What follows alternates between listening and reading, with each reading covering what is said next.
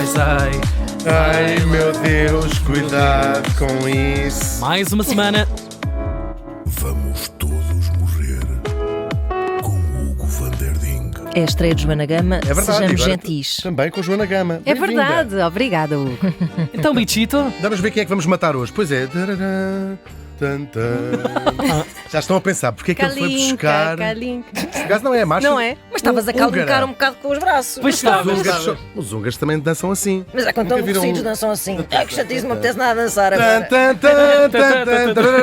Porquê é que eu tenho aqui a marcha húngara? Pergunto a vocês. Porquê que tens aí a marcha húngara? Queima-vos a boca essa pergunta? Estava-vos a queimar a boca? Estava. Ana O Markel. que é que foi? Marco, não é posso para pôr a língua fazer para isso. fora. Tu és casada, tens E- 2 filhos. Os filhos, onde é que está o outro? Está na barriga, eu só É que futurologia. Não, é mais tipo Trainspotting. Que horror! Oh, Ai, é Hugo. Hugo, a sério. Ficou alguns nos anos 90. Neste dia, em 1985, morri em Paris. Oh lá lá! Outra vez Paris. Bom Estava a morrer sítio. em Paris E ultimamente. arroz! Aos 87 anos. Oh, Novocídio! Joana, tens de fazer novocídio. Novocídio! 87 anos. Coitadinho. na flor da idade. Na flor Mas da é idade verdade. mesmo. Falamos do pintor húngaro Arpad Sanes. Aí está a pergunta que não calava. Como é que se diz, não é? É verdade. Arpad Senes. Grandes cenas. Claro, mas mais conhecido pela forma francesa do seu nome, Arpad Zen. Muito bem. Portanto, estás fixe, Estou Ana. fixe. Estou fixe a dizer Arpad Zen. Arpad nasceu em 1800. Epá, Arpad, Arpad. que é demais. Para os amigos. Havia uma revista chamada assim. Será o Harry Potter. É. Harry Potter, então era Harry isso. Potter que é demais. Vamos lá continuar a gozar com nomes húngaros. Sabiam que os húngaros têm os seus nomes, vou dizer aqui ao contrário, põem primeiro os apelidos e depois os seus próprios. Sim, portanto, ele nasceu Senes Arpad. Muito Ok. engraçado, já estou sempre a aprender. Ele nasceu em 1897 em Bucareste, numa família judia. Péssima ideia. Que surpresa. Pior altura. Bom timing, sim. Pior altura, exatamente. Os últimos 4.000 anos têm sido particularmente complicados para estas pessoas. E nasceu, pior ainda, numa família de intelectuais. Pior altura. E... Pá, tem sido muito complicado os Nos últimos últimos 50 para as pessoas intelectuais. Nós temos sofrido bastante. é Vocês verdade. têm sofrido bastante. Sim, sim. Vamos agora.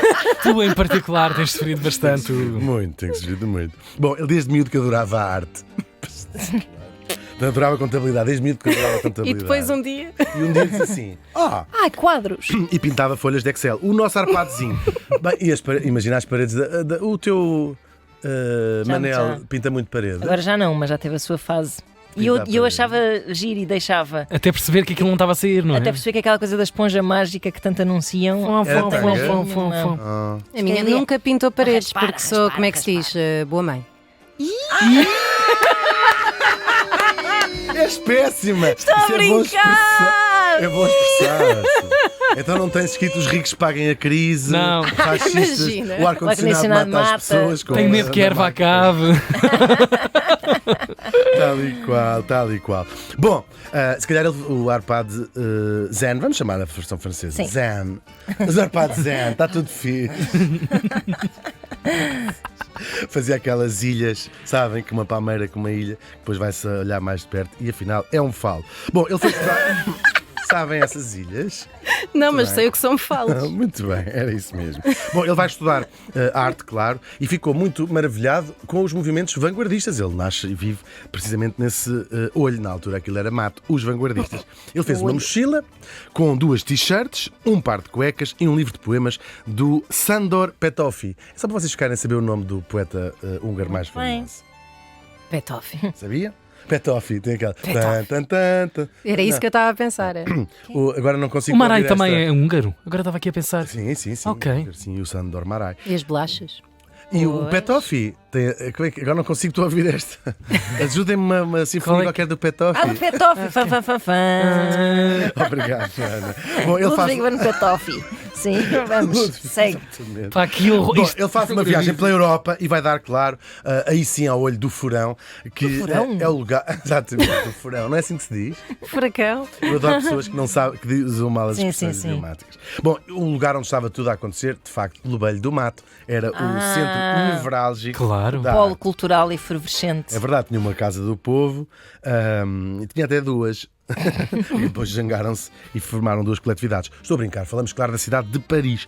E ele vai formar ou fazer parte daquilo que se chama a École de Paris, no fundo, Escola de Paris, que é o quê? É um movimento que vai durar, sobretudo no início do século XX, mas vai durar até meio do século, ocupa a primeira metade do século XX, que é composto por estrangeiros que viviam em Paris, tinham ido expressamente estudar arte ou fazer a sua arte, não necessariamente estudar, mas esta École de Paris refere-se aos estrangeiros que lá viviam. Gente que nós hoje todos ouvimos falar, o bielorrusso Marc Chagall, o italiano Modigliani ou o espanhol Pablo Picasso, fazem parte desta geração, e também este Zen. E depois, mais tarde, a portuguesa Linda de Souza também fez parte deste movimento. Dessa Mas já, casa cultural. É verdade, perdemos-a há pouco tempo. Tu ganhaste-a Já tínhamos- para o teu eu rol de ganhei, mortos. sim. E nós perdemos-a do Próximo panorama ano, novo cultural cliente. português. Uma grande senhora, também no caso das malas de cartão. Bom, a vida lá na capital não era fácil, sobretudo, nós sabemos, já toda a gente viu, já toda a gente ouviu La Bohème do Charles Aznavour.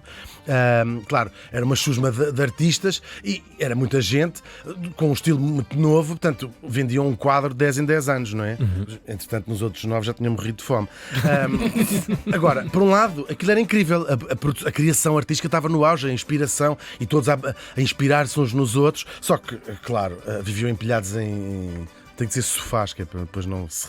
Sofás. Sim, só faz. Sofás. Empilhados em sofás. Só. Isso era o melhor que eles tinham. A partilhar piaçaba. Às vezes empilhados em sofás cujo recheio não era suma era fezes. É sumar pau, sim, era. Suma pau. Só pau. Durão, sim, sim. Sim, péssimo. A roer restos de frango assado. Enfim, claro, nem todos, porque também há sempre aqueles artistas que os pais, por acaso, podem. Bancam aquilo tudo, não é? Aos betos. Era o caso de uma jovem portuguesa, filha de um diplomata e neta do verdadeiro Citizen Kane português. É um milionário, o dono do jornal O Século, e esta miúda, claro, uma família com dinheiro, lá estava também a estudar arte em Paris, agora não se mostrava com aquele lixo humano. Às vezes ela fingia, levava o seu próprio Isto sofá. é giro. É um saco do Lidl. Dava sempre com o saco. E com um cão atrás para fingir. Daqueles pequeninos. Para ser gira, para ser da moda. Claro que falamos de Maria Helena Vieira da Silva. Eles vão se conhecer lá em Paris e vão casar em 1930. Agora, por causa deste casamento, ela vai perder a nacionalidade portuguesa e ele também tinha perdido a húngara. Ali um período muito complicado, já se sabe esta história toda, por mais sendo judeu. De modo a que eles vão passar mais de 3 décadas, 30 anos, apátridas. Nenhum tem nacionalidade. Portanto, é esta... Cidadãos do mundo. Cidadãos do mundo, sim.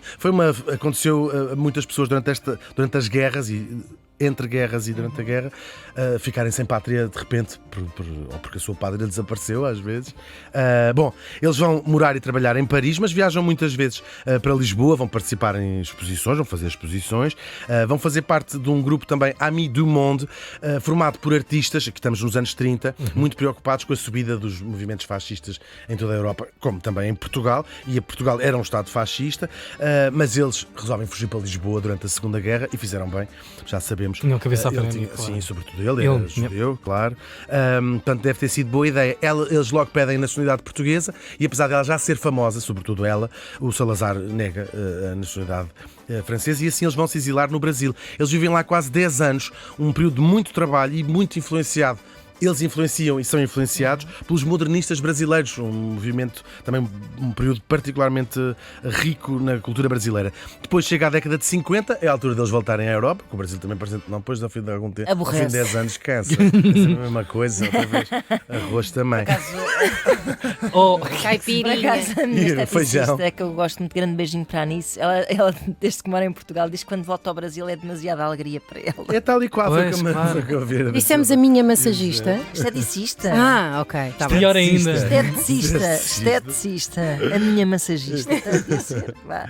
Bom, e mais uma vez, a Maria Helena Vieira da Silva vai pedir a nacionalidade portuguesa e mais uma vez ela lhe foi negada. A única que eles voltaram a ter foi em 1956 meu e foi Deus. a nacionalidade francesa, para todos os efeitos. Ela não era portuguesa. Que país de. Pois, É verdade. A ditadura, Reticências. sobretudo, mais do que um país. Claro, claro. Claro. Bom, eles voltam a Paris e vão lá já famosos, sobretudo ela, claro, e vão ser o Porto da Briga, que é uma nova geração de artistas que estava a ir para Paris. Estamos a falar dos anos 50, dos anos 60, o Cargaleiro e outros.